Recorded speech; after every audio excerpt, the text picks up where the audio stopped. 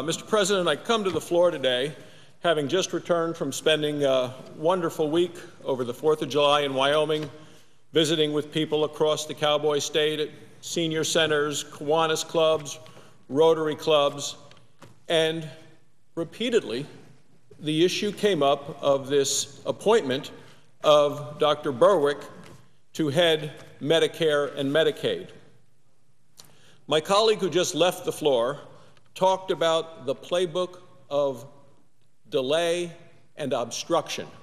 Well, Mr. President, I will tell you that this recess appointment and the overall appointment of Donald Berwick is absolutely a page out of the playbook of the United States President of delay and obstruction. Last year, I came to this floor and said, you know, we should have somebody in charge of Medicare and Medicaid. When this body is talking about cutting $500 billion from our seniors on Medicare, not to save Medicare, but to start a whole new government program, there ought to be somebody in charge of Medicare in this country who can answer the questions, what are the impacts going to be? But the President of the United States refused to name anyone. At a time when this body was debating whether there would be how to handle 16 million more Americans jammed and crammed into Medicaid, a program where half the doctors in the country won't see those patients, kind of like giving somebody a bus ticket when a bus isn't coming. Those people may have coverage, but they're not able to get care. There should have been somebody in charge of Medicaid. I came to this floor and said, Mr. President, it is time to make someone take over the responsibilities, to be in charge of Medicare and Medicaid so they can come and explain to this Senate and this country what the impacts are going to be of the cuts in Medicare and the cramming of the more and more people into Medicaid. But the President of the United States refused. So the playbook of delay and obstruction belongs to this administration. The playbook of delay and obstruction is what led us here today to a situation where no one was even named to be in charge of Medicare and Medicaid for the United States until after an extremely unpopular and unwise health care bill was signed by the President of the United States. Then and only then did the President of the United States decide who he would want to put in charge of Medicare and Medicaid. And to me, Mr. President, this is an insult to the American people, an insult that the American people would never, ever have an opportunity of having open congressional hearings to have explained to them the positions of this man nominated to head Medicare and Medicaid for this country. I think that the President of the United States has made a mockery of his pledge to be accountable as an administration, to be transparent as an administration. And that's what I heard at senior centers in Rock Springs, Wyoming, and in Riverton, Wyoming, and at a Kiwanis Club meeting there, as well as a meeting in Powell, Wyoming, the Rotary Club. People all across the state of Wyoming and all across the country are very concerned, say, how is this going to affect me personally? As the seniors know, Mr. President, that if you take $500 billion away from their Medicare, not to help seniors, not to save Medicare, but to start a whole new government program, they are sure very interested in how that's going to work, because that affects each and every one of them personally. And I heard my colleague from Rhode Island talk about coordinated care. I'm with him. We need to coordinate care. That's why I was surprised to see the members of the Democratic side of this Senate vote to kill the program of Medicare Advantage for 10 million Americans. These are individuals who signed up for Medicare Advantage because there's an advantage. It actually helps with preventive medicine and it helps with coordinated care. That's gone away. But yet, the President of the United States didn't have anybody in charge of Medicare or Medicaid to explain what the impact of getting rid of Medicare Advantage would have on those 10 million people who needed coordinated care and needed preventive medicine.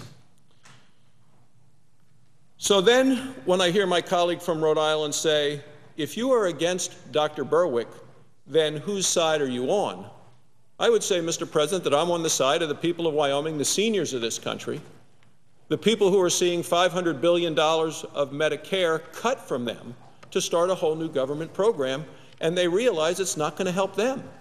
And that's why at town meetings and visits around the state of Wyoming, people believe that ultimately they are going to end up paying more for their care and are going to have less care available to them because of this very unpopular health care law. And that's why week after week I come to the Senate floor, Mr. President, to talk as a practicing physician, someone who's taken care of patients for 25 years around the state of Wyoming, and to give a doctor's second opinion, to talk about what I see as a physician with this health care law that ultimately I believe is going to be bad for patients, bad for payers, the people across this country who are going to pay the bill for this, and bad for providers, the nurses and the doctors who take care of the patients. So here you have it. We now have appointed, without a hearing, without a debate, without this Senate having a chance to vote, a director of Medicare and Medicaid who has expressed many opinions, Mr. President, that really do fly in the face and are way out of line with the opinions of the American people. And so it's no surprise that you see headlines in places like the New York Times that say, "Tough confirmation battle looming for Medicare nominee." The New York Times, Mr. President. The Boston Globe. The hometown paper where the nominee has been known to practice. Dangerous to your health, of Dr. Berwick. What is this administration trying to hide? Why is this administration unwilling to have hearings? Why is the administration not allowing Dr. Berwick to come to Congress to explain to the American people his opinions and his views? All we know is what we have read, what we have seen from his speeches, the things that he has written. Well, likely, Mr. President, it's because if those things were heard by the American people, this man may absolutely be unconfirmable. So if that's what the president wants, then that's what the president got. Because right now, Mr. President, I will tell you, the President of the United States has his own health care rationing czar. You say, how can you imagine that sort of thing? Well, let's look at some of these quotes. These are from Dr. Berwick.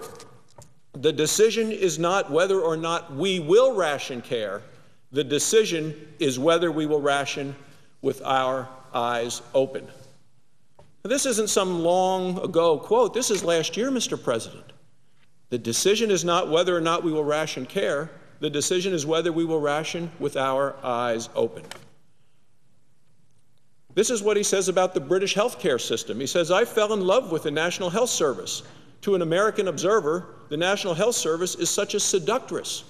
Who talks like that, Mr. President? He said the National Health Service is not just a national treasure, it's a global treasure. He said, as unabashed fans, we urge a dialogue of possible forms of stabilization to better provide the NHS with the time, space, and constancy of purpose to realize its enormous promise.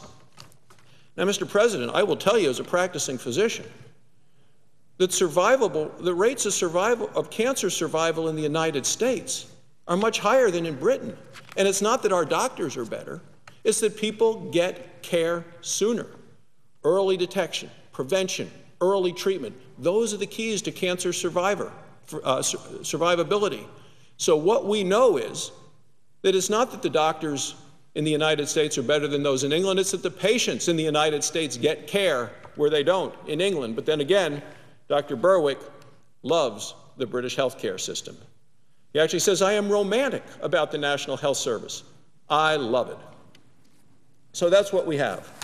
We have a recess appointee who also went on to have some ideas about wealth in the United States. He said, any health care funding plan that is just, equitable, civilized, and humane must, he says, must redistribute wealth from the richer among us to the poorer and less fortunate. So here we have a recess appointee making decisions, who will make decisions for hundreds and hundreds of billions of dollars. that impact the lives of the American people without ever having a Senate debate, without ever having a Senate hearing, without ever having one word of testimony, because the President of the United States believes that he knows better than the people of this country. You know, Dr. Berwick co-authored a book, and he talked about one of the primary functions of health regulation is to constrain decentralized individual decision-making. Let me say that again. Constrain decentralized individual decision-making. Individuals, humans, people around the communities, people in our home states. He says that we want to constrain local people making local decisions, and he says to weigh public welfare against the choices of private consumers. Well, for a consumer, what is more important to them than their health? Now, this is not a one-party-only situation, Mr. President. Even Max Baucus, Senate Finance Chairman, issued a statement critical of this end-around decision-making by the President. You know, it's interesting how things change, Mr. President. When Barack Obama was a member of the United States Senate, as he was not that long ago, the President at the time, George W. Bush, made a recess appointment. And this is what then Senator Obama had to say of John Bolton. He said, "He's damaged goods." He said, "He'll have less credibility." Well, Mr. President, Don Berwick is damaged goods. He will have less credibility. And I'm not talking about that with a couple of senators. I'm talking about it from the standpoint of the American people. The American people know and understand that the President of the United States is trying to hide something. That's why there hasn't been an open hearing. The Republicans have been asking for an open hearing. The Republicans have been asking for a number of weeks for an open hearing. I have been asking that the President name somebody to this position since last year. But no, in the playbook of delay and obstruction, the administration has decided not to do that. Don't name anybody until well after the bill is signed into law, and then don't allow that person to come to the Senate for a confirmation hearing. What are they trying to hide from the American people? So that's where we are today, Mr. President. We're in a situation where the President of the United States has made an appointment, a recess appointment, without hearings, without the American people knowing or being able to ask the questions about what exactly are you going to do here, Dr. Berwick, when you cut $500 billion from our seniors on Medicare? What's that impact going to have on their lives? When you cut money from hospice, when you cut money from nursing homes, when you cut money from physical therapy, when you cut money from rehab, when you cut money from hospitals, when you cut money for physicians, more and more people are becoming of Medicare age every year. Why is the President of the United States unwilling to have that individual come to the United States Senate and explain to the American people how it's going to work? The people have a right to know. And that's why I am not surprised and was not surprised this past week in Wyoming, in Riverton and in Rock Springs and in Powell, as I traveled around the state, to have people coming up to me and saying, what's going to happen to my Medicare now that the President has made this recess appointment over the 4th of July, when the members of Congress are not in Washington but are at home visiting with the folks in their districts? What's this going to mean for me? What's this going to mean for my health care? Or as many others say, what's this mean for my mom or my dad? And those are questions that are not going to be answered because the President of the United States has decided to make a recess appointment at a time the American people had the right to expect and deserve to know from a president who had campaigned and promised the American people transparency and openness and accountability. And now the American people realize that they have received none of those things, Mr. President.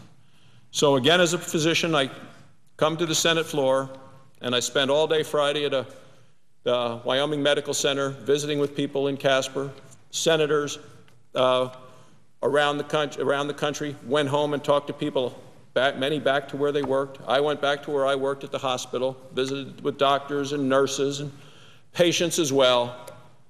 All are concerned about this health care law that they believe is going to raise the cost of their care, lower the quality, concerned about a health care law that they believe is going to be bad for them as patients, bad for the taxpayer because the costs are going to go up, bad for the providers, the nurses and doctors who take care of them, bad for the American people. And that's why so many of them still to today believe this health care bill should be repealed and replaced with things that put patients in charge, not insurance company bureaucrats, not Washington, D.C. bureaucrats, but put patients in charge.